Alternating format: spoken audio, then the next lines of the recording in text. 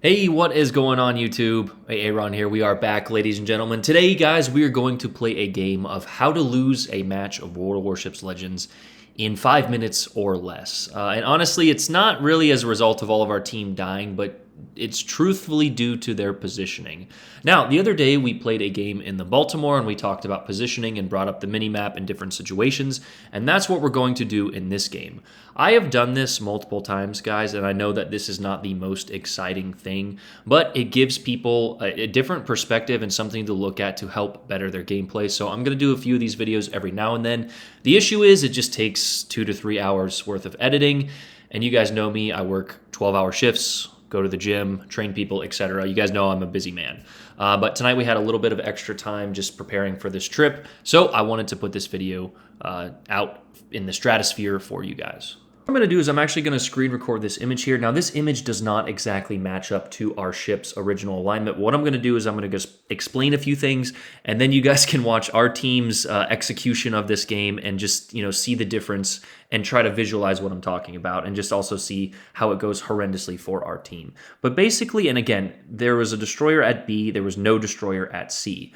Just a little pro tip. Anytime you're in a triangle, or anytime you're in any ship, really, don't match up ships. And what I mean by that is if you're in a destroyer, which is a triangle in this diagram and in Legends, and you see a destroyer going to here, and you're at B, don't follow him. What that does is immediately give up any advantage we have in terms of spotting, in terms of capping, in pretty much, like I said, any advantage we have. The same thing goes for cruisers and the same thing goes for battleships. Let's say Harsh, who was our cruiser, he was a radar cruiser, goes over to this side of A. And let's say this cruiser goes over here and follows him. Well, we have eliminated potentially half of these caps' radar coverage because they did not want to separate. Now, what happened in our game, I can blabber on this little menu all day. We decided to go out here to A. And this is a good push if you know what you're doing. When you're going out here, if you have somebody in B spotting, you can develop that crossfire between here and here, looking at these ships pushing into C. You can also push directly through to A if there's no ships out here. Now, if there are ships out here, which is what happened in our game, you will have to take care of them. So going out to A is a great push if you can push either all the way through and develop this crossfire, or push into A, getting this cap and developing this crossfire. That is only dependent if your entire team doesn't leave C, which is what happened in our game. But let's go ahead and get back to the game so you guys can see what I'm talking about here.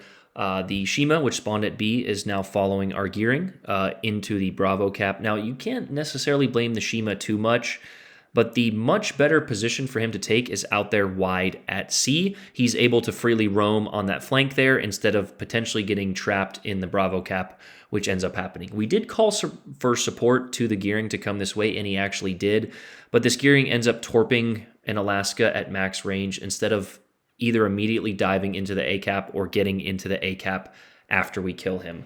Your job in a destroyer is primarily to get spots as well as caps, and that will become very evident towards the end of this game. Now, I will say that like I said, it's not 100% the Shima's fault, because if you look at our battleship's position, with the exception of that one battleship, all of the battleships on that flank are leaving and coming behind this island here.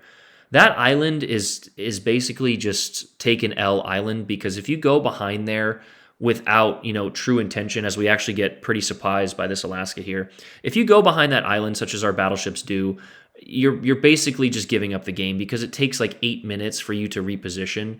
So this map is one of those where the spawns could definitely change, but you will see our Shima ends up going down right away. Now, if he would have dev struck the other Shima, this game could have potentially turned out differently, but also you will notice the enemy team already has the C flank, or the C cap, and now they are working on the B cap. Also, if you take a look at our team's position on the minimap here, there are 3 ships behind that island at B. There's one battleship which is backed up into a crossfire in the middle there. And then we have one battleship which, again, I can't necessarily blame him. He is retreating now from the C flank. So right away, if you have played this game for long enough, you're probably thinking what I was as I said on stream, that this game is an instant loss. So initial positionings are how you lose games in the first 5 minutes. Now, that being said, our team does actually make a decent comeback, but we're going to go ahead and go back to the mini map here, or the image, and show you guys what I would have done and how I would have directed our team. Like we talked about, initial positioning, I would have sent 2 or 3 ships, very minimum this way, one potentially out here, one right there, developing a little bit of a crossfire. We send our Shima into the cap. If the cap's contested, he just goes out here and torps. That is what Shimikazes are known for. I don't mind, like I said, I don't mind the gearing going into A or Bravo here. That's actually a decent position. If he gets contested, he goes directly into A, and we have him covered on the backside here. So think about developing crossfires, right? If you put your ship here, you can crossfire here. Vice versa, right? If you peek around this island, you can crossfire here. And that is the next level of developing player skills that you need to think about in order to become a better player. So many players just sit at one rock and they're like, shoot here, shoot here. Now, in certain situations, especially in cruisers, that is something I will do, especially if it is a radar cruiser. Later in this game, Harsh puts his cruiser here, which is good because it does, cover the Bravo cap as well as the Alpha cap, but it was just a little too late. So something definitely to think about. Now, also, I just said, putting your ship here and shooting there is a bad play. Sometimes putting your ship next to islands does prevent you from being crossfired, right? So if I put my ship here, I'm not crossfired from here, right? If I'm close to these islands. So utilizing island cover, while some people who don't understand the game, they think it's not manly or whatever that guy said in my hate mail video. Sometimes, in the right set of circumstances, it is the correct and intelligent play.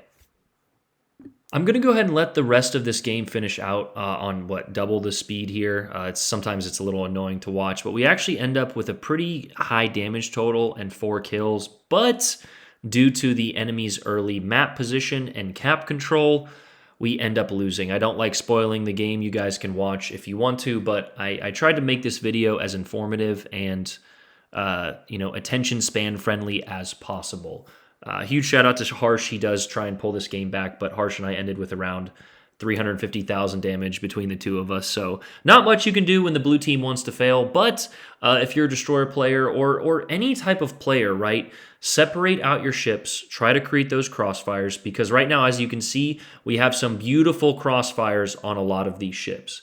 Now, you could also make an argument at this point in the game I could have dove into A, but you can all see that all these ships are behind me, and we really just need to push forward and try and eliminate a bunch of these ships. But our gearing decided that he wanted to go out north here and not really worry about the caps. So, like I said, we end up losing on caps. But that's the video, guys. It goes on for another 2 to 3 minutes here at the sped up version. But I love you guys. You guys have a great weekend. I'm out. Peace.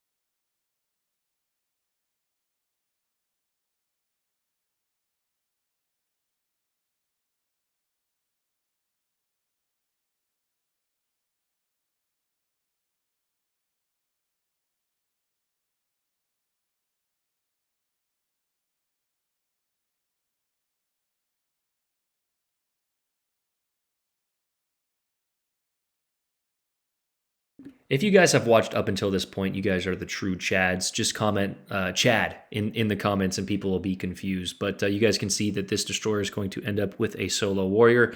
You can't necessarily blame one player on our team. It was a combination of all of our teammates not doing their jobs. You could put some blame on myself included. Although me getting 4 kills, 185,000 damage, which is not the best defense, but I played my side, I won my flank, and the only issue is I didn't go into my cap, but the XP generally speaks for itself. That's a quick little game on how to lose a match in 5 minutes. I hope you guys learned something from that. Wow, that was a good sentence of words there, Aaron. I hope you learned something from that. But yeah, if you're still at the video at this point, love you guys. Aaron out. Peace.